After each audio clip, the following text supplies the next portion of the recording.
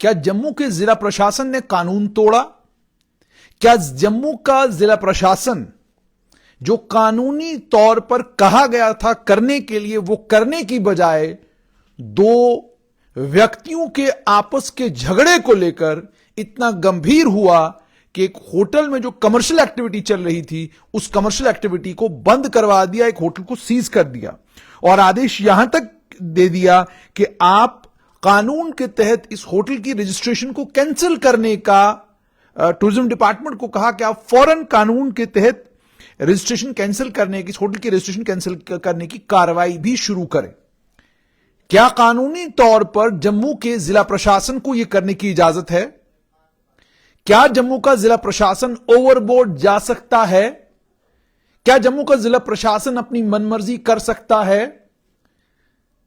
चाहे district administrator हो या दूसरा कोई ऑफिसर हो, तमाम लोग कानून से बंधे हुए हैं और जो कानून कहता है एन उस कानून के मुताबिक आपने करना है।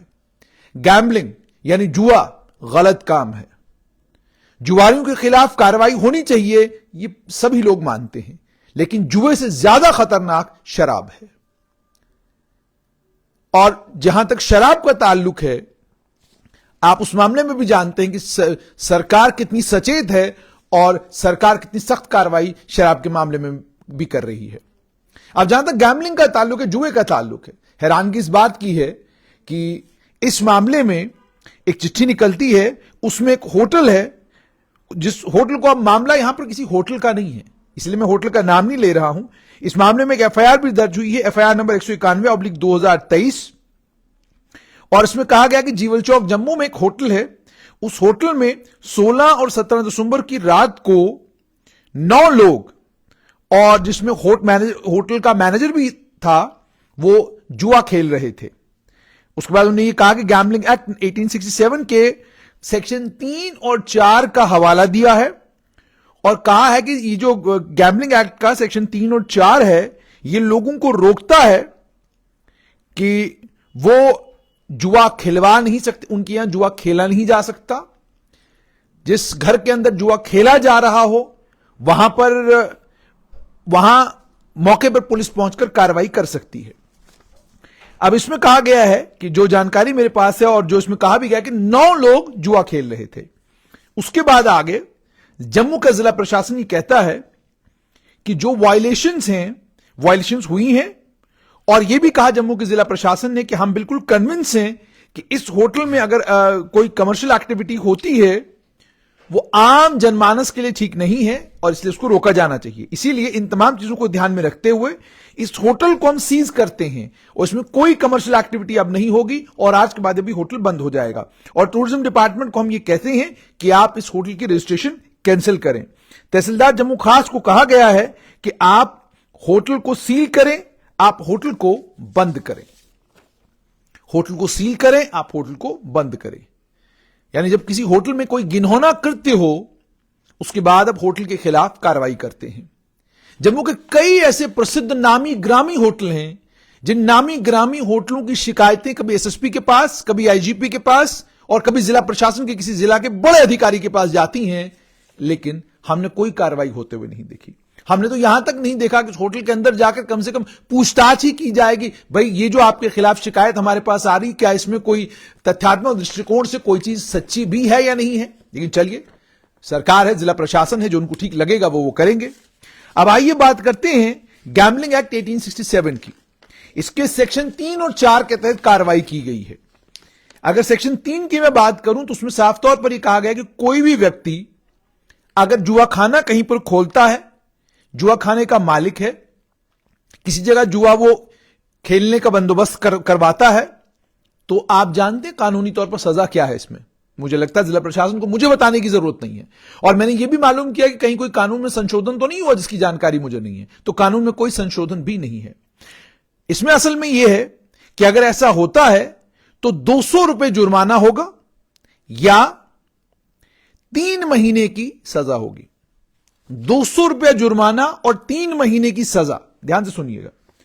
और उसके बाद penalty for being found in gaming house. जुआ खाने में जो लोग पाए जाएं, अगर इसमें 9 लोग थे, मैनेजर होटल के जाहिर सी बात है होटल से जुड़े हुए हैं, तो उन्हें 200 रुपए का जुर्माना कानूनी तौर पर होगा। और उन्हें जब ये इस केस का निपटारा होता है, चालान पेश होता है, फाइनली जब ये एग्जीक्यूट होता है, तो इसमें 3 महीने की सजा मैनेजर को हो सकती है, मालिक को हो सकती है, संभावना है 3 महीने की। ध्यान से सुनिएगा। और उसके बाद जो लोग जुआ खेल रहे थे वहां पर 8 लोग 9 लोग, उन्हें कहा गया, उनको लेकर यह कहा गया है कि उन्हें फाइन होगा 100 रुपए का या 1 महीने की सजा होगी। 100 रुपए का जुर्माना या 1 महीने की सजा। अब जम्मू का जिला प्रशासन अपने ऑर्डर में सेक्शन 3 और 4 का हवाला इसी पब्लिक गैम्बलिंग एक्ट का दे रहा है, जिस पब्लिक गैम्बलिंग एक्ट की कॉपी मेरे हाथ में है, जिस कॉपी से मैं पढ़ रहा हूं। अब सवाल यह है कि ना तो सेक्शन 4 में कोई ऐसी ताकत जिला के पास है कि वो किसी होटल को सीज कर सके, उसकी कमर्शियल एक्टिविटी बंद कर सके, ना सेक्शन 4 में कोई ताकत जिला प्रशासन के पास है कि वो किसी होटल को सीज करें, उसकी कमर्शियल एक्टिविटी बंद करें। 200 रुपए जुर्माना, 100 रुपए जुर्माना, केवल 300 रुपए जुर्माना। और एक होटल का मैं कहता हूं सबसे सिंगल स्टार या ऑर्डिनरी होटल भी अगर जम्मू में होगा तो कम से कम 500 रुपए का कमरा वहां पर आपको मिलता है। और बिल्कुल मिनिमम अगर आ जाए बात तो 250 रुपए का कमरा मिलता है आपको। तो उस होटल की कमर्शियल एक्टिविटी बंद करना, उस होटल के ऊपर ताला जड़ देना, साफ तौर पर ऐसा लगता है कि प्रशासनिक अधिकारी अपने मन मुताबिक काम कर रहे हैं, जैसे उनको ठीक लगता है वैसे वो कर रहे हैं, क्योंकि पूछने गाछने वाला कोई नहीं है। इससे पहले भी जीवल के एरिया में प्रोस्टिट्यूशन को लेकर शिकायत हुई। उस शिकायत को लेकर भी पुलिस का यही रवैया कि होटल के ऊपर ताला जड़ दिया, होटल की पूरी कमर्शियल एक्टिविटी बंद कर दी। और होटल की कमर्शियल एक्टिविटी बंद करने के बाद 25-30 दिन तक होटल के मालिक को परेशान किया और 30वें दिन उसको कहा कि अब ठीक है, आज के बाद आप होटल खोल सकते हैं। और उसके बाद आपको जानकर हैरानी होगी कि पुलिस प्रशासन ने उस मामले में जो कार्रवाई की वो हैरान करने वाली कार्रवाई थी। शिकायतकर्ता ने जो शिकायत की है, जिस शिकायत की बुनियाद पर एफआईआर दर्ज हुई है, अगर आप एफआईआर पढ़ेंगे तो आप एफआईआर पढ़कर भौचक्के रह जाएंगे कि जिला प्रशासन काम किस तरीके से कर रहा है। इसका मतलब साफ तौर पर यह है कि ये कोई जाति झगड़े हैं, जिन जाति झगड़ों में एक आदमी थोड़ा दूसरे पर भारी पड़ता है तो अपनी मन मर्जी से कोई काम करवा लेता है, दूसरा आदमी पहले वाले पे भारी पड़ता है तो अपनी मर्जी से जो चाहता है वो ठीक वो करवा लेता है। ऐसा महसूस होता है, क्योंकि मैंने आपको कहा कि अगर ये कानूनी प्रावधानों के ऐन मुताबिक होता तो फिर सेक्शन 3 और 4 में कोई प्रावधान ऐसा नहीं है कि आप पब्लिक इंटरेस्ट में किसी होटल को जिसके अंदर जुआ खेला जा रहा हो, आप उस पर ताला जड़ सकें। ऐसा पब्लिक गैम्बलिंग एक्ट में तो नहीं है। हां, आपके पास एक और इख्तियार है।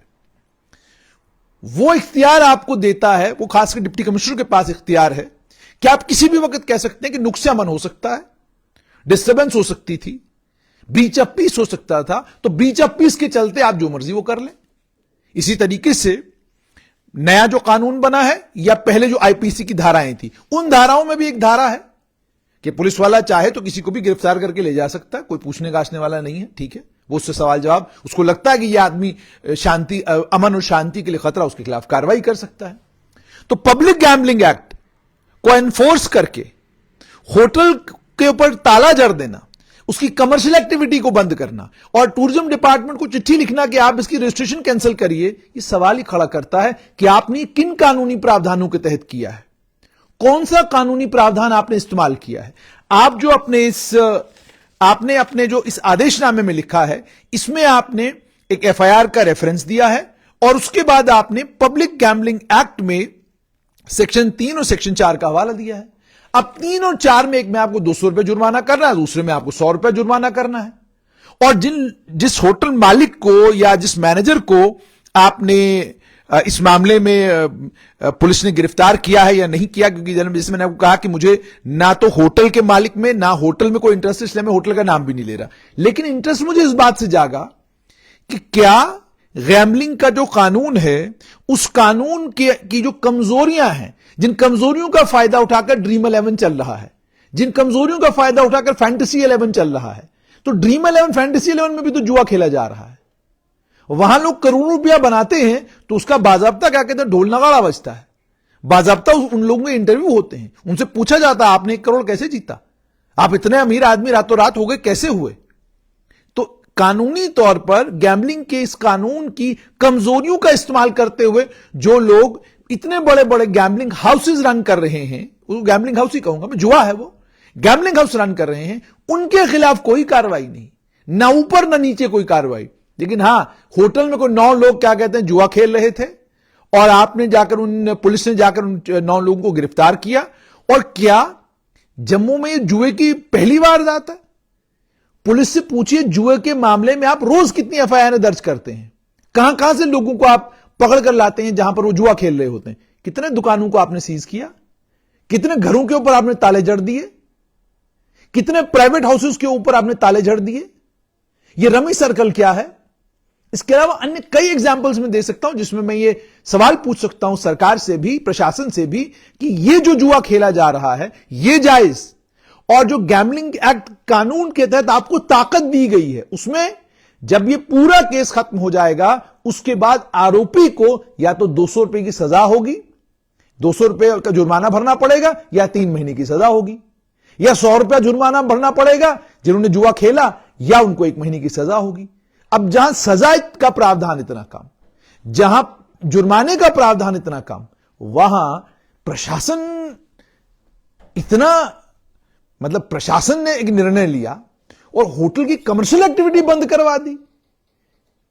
यह अपने आप में साफ तौर पर यह दर्शाता है कि कानूनी प्रावधानों का इस्तेमाल अगर इस तरीके से होगा कि 2 व्यक्तियों की आपस की लड़ाई है, अपना स्कोर सेटल करने के लिए अगर वो इस तरीके से कानूनी प्रावधानों का इस्तेमाल करेंगे तो ये कानून के लिए खतरनाक है।